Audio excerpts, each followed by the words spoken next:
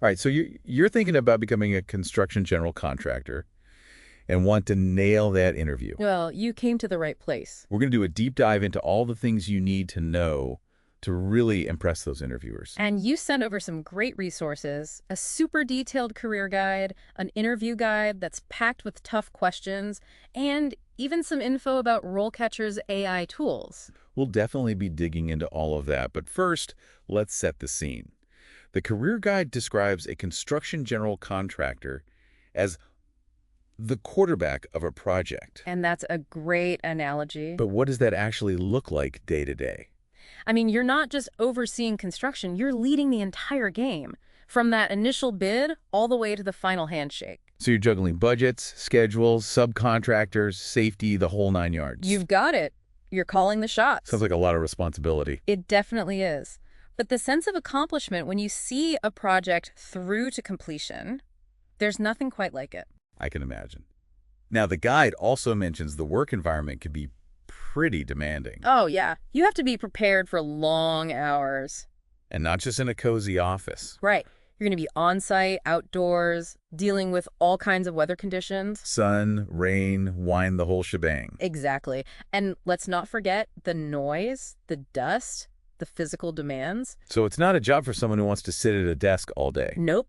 You got to be comfortable being on your feet, getting your hands dirty, and working with a whole team of people. Architects, engineers, subcontractors, you're leading the whole crew? And you got to be able to communicate effectively with all of them. Clear communication is absolutely key. So you need a hard hat, A&D, a thick skin, right? You got it. Okay, now let's get down to the real challenge, the interview. That interview guide you sent over has some seriously tough questions. Are you ready to tackle those? Let's do it. First up, walk me through your experience managing construction projects. Seems simple enough, right? It might seem simple, but there's a lot more to it than just listing off projects you've worked on. What's the interviewer really trying to figure out with this question? They want to see if you can walk the walk, not just talk the talk. Can you show them you have real-world experience? They want to know you've dealt with challenges, overcome obstacles. Exactly. They want to see how you handle those tough situations. So, how should you approach this question? What's the best way to structure your answer? Think about projects where you really shone. Maybe you had to navigate a tricky budget or a crazy scheduling nightmare. Or a situation where you really had to take charge and lead a team through a tough situation. That's perfect. Highlight those moments and focus on your actions. What steps did you take? How did your leadership make a difference? Yeah, the interview guide actually offers a pretty good sample answer. It does. It suggests something like, in my previous role, I managed the construction of a multi-million-dollar residential complex. We hit a major setback when a key supplier went bankrupt. Oh, that's a nightmare scenario. What happened? Well, it meant critical materials were delayed, throwing off the whole schedule. But I jumped into action, sourced alternative suppliers, renegotiated contracts, and managed to minimize the impact on both the timeline and the budget. Wow, that's impressive. It shows you can think on your feet and handle those unexpected challenges. And that's exactly what they want to hear. Now, are you ready for the next question? Let's hear it. Okay, here it is. How do you ensure that projects are completed on time and within budget? Those are the two magic phrases every client wants to hear. Right. But what are they really asking here? What's the insight behind this question? They want to see if you're a meticulous planner, not a chaotic firefighter. Do you have systems in place to keep things on track? Can you foresee potential problems and address them before they become major issues? Exactly. They want to know if you're proactive, not reactive. So organization and communication are crucial. Absolutely. So what's a good approach to answering this one? I'd recommend walking them through your process. Mention any tools or software you use, maybe for scheduling or budget tracking. You could talk about how you flag potential delays or cost overruns early on. That's a great point. It shows you're thinking ahead and you're not afraid to address potential problems head on. The guide also gives a sample answer for this one. Oh, let's hear it. It recommends focusing on communication and collaboration, you could say. I prioritize establishing a detailed project plan with clear milestones and deadlines, and I regularly track progress using project management software to monitor the budget. That covers a lot of ground. But what about follow-up questions? They might try to dig a little deeper, right? Oh, they definitely will. They could ask about your strategies for dealing with unexpected delays. Or how you motivate your team to stay on track without compromising on quality. Be prepared to get into the nitty-gritty. Now, the next question is a big one. Okay, hit me with it. Can you describe your approach to risk management in construction projects? That sounds pretty intense. What are they really trying to assess here? They want to know if you're thinking 10 steps ahead. Can you anticipate potential problems before they arise? And do you have plans in place to mitigate those risks? Exactly. They want to see if you're proactive, not just reacting to problems as they pop up. So how should you approach a question like this? It feels like a real make-or-break moment in the interview. You're right, it is. Start by showing them that you understand the inherent risks involved in construction. Weather delays, safety hazards, material shortages. You've got to be aware of all of it. And then explain how you plan for those risks. That's key. Talk about building in buffer time, having backup suppliers, implementing strict safety protocols. So it's all about having a plan B, C, and D. You got it. And of course, communication is vital. Keep everyone informed about those plans, right? Absolutely. Now, the guide actually provides a pretty comprehensive sample answer for this one. Let's hear it. It suggests something like, I begin every project with a thorough risk assessment, identifying potential risks across different categories, like safety, financial, environmental, even legal. Wow, that's a lot to consider. It is. Then, for each risk, I develop a clear mitigation strategy, outlining specific actions to either prevent or minimize its impact. And of course, clear communication channels are crucial, ensuring all stakeholders are aware of the risks and how we're planning to address them. That's a really solid answer. It shows you're taking a proactive, comprehensive approach to risk management. Now, I imagine they might try to throw some curveball follow-ups at you to test your knowledge. Oh, they definitely will. Yeah. They might ask about specific risks you've encountered in the past, how you assess the probability and impact of those risks, or your strategies for mitigating them. Be ready to dive into real-world examples. Exactly. Now, ready for question number 4? Bring it on. All right, it's all about regulations.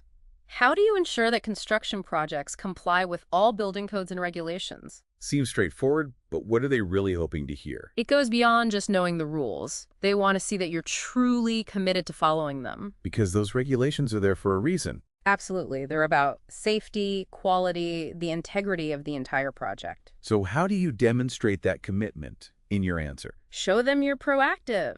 Talk about how you stay up to date with the latest codes and regulations. Maybe you attend industry conferences, take specific training programs. Or have a system for reviewing updates as they come out. Exactly. And don't forget to highlight your experience working with inspectors, securing permits, and conducting regular site inspections to verify everything is up to code. Show them you're not just checking boxes. You're genuinely invested in doing things the right way. That's a great point. And if you have any certifications or specialized training in areas like green building or accessibility, be sure to mention those too. It shows you're going above and beyond. Absolutely. Now let's think about those tricky follow-up questions. What might they throw at you to really test your knowledge? They might ask about a time you faced a conflict between a client's request and building codes. Oh, that's a tough one. It is. Or they might ask how you'd handle a subcontractor who's not following safety regulations. Be ready to demonstrate your knowledge of specific codes and your commitment to enforcing them, even when it's not easy. That sounds like a good segue into our next question, which focuses on a tricky aspect of the job. Yeah. How do you manage conflict on construction projects? Yes. Conflict resolution, a vital skill for any construction general contractor. And this question is all about gauging your ability to navigate disagreements effectively. And to keep a cool head when things get heated. Exactly. Construction sites can be high-pressure environments. They want to see if you can handle the heat and find solutions that keep the project moving forward. So what are some key insights into what they're looking for with this question? They want to see those communication skills in action. Can you stay calm? Can you listen to all sides? Are you a collaborative problem solver? Exactly. They want to see that you can take charge, but also that you can be diplomatic and find win-win solutions. So how do you showcase those conflict resolution superpowers in your answer? Start by acknowledging that conflict is a natural part of construction. It's going to happen. But then emphasize your commitment to open and honest communication. Right. Explain your process for addressing those conflicts. Maybe you hold regular meetings to encourage dialogue, or you act as a mediator to help people find common ground. Sharing a specific example of a conflict you successfully resolved can be really powerful. Absolutely. It shows them you can walk the walk. Now, the guide offers a great example for this one. Well, let's hear it. It suggests saying something like, I always address conflicts promptly and professionally. And when they arise, I actively listen to everyone's concerns and try to facilitate a discussion. So it's about finding a solution that works for everyone. Exactly. The guide also gives an example, a conflict between an architect and a subcontractor regarding lighting fixture placement. Oh, I can see how that could get heated. Different visions clashing. Right.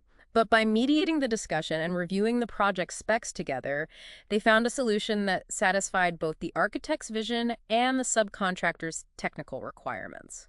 That's a great example of finding that win-win solution. Okay, what about follow-up questions they might ask to dig a little deeper? They might ask about dealing with a difficult personality. Oh yeah, there are always a few of those on any project. Or they could ask about handling a situation where safety is compromised. They want to see how you prioritize safety and make tough decisions under pressure. Be ready to share specific examples. Stories are always more compelling. Okay, now let's move on to quality control. All right, bring on the next question. Here it is. Can you describe your approach to quality control in construction projects? This one seems pretty straightforward, but I'm sure there's more to it than meets the eye. What are they truly looking for? It's about demonstrating a deep understanding of what quality means in construction. How do you set standards? What systems do you have in place to ensure those standards are met? So it's not enough to just say, I like things done right. Exactly. You need to show them you have a system, a process, a philosophy. So how do you tackle this question in a way that really impresses them? Start by defining what quality means to you. Are you a stickler for details? Do you aim to exceed industry standards? Then walk them through your process. Do you use checklists, quality control software, regular site inspections? All of that. Show them you have a system in place to catch potential issues early on. And be honest about mistakes. Everyone makes them. What matters is how you learn from those mistakes and improve your process. So don't try to pretend you're perfect. Right. Nobody's perfect. Now, for follow-up questions, they might ask about your experience with quality assurance software or how you manage subcontractors who aren't meeting those standards. Show them you're a champion for quality. And I bet the guide has a sample answer for this one too. It does. It suggests something like, I establish clear quality standards at the start of every project based on industry best practices and the client's specifications. And my process involves regular site inspections, checklists, and quality control software. That's a comprehensive approach. Okay, ready for the last point in this section? I think so. It's a classic. Okay, hit me with it. Can you describe a time when you had to manage a project with a tight deadline?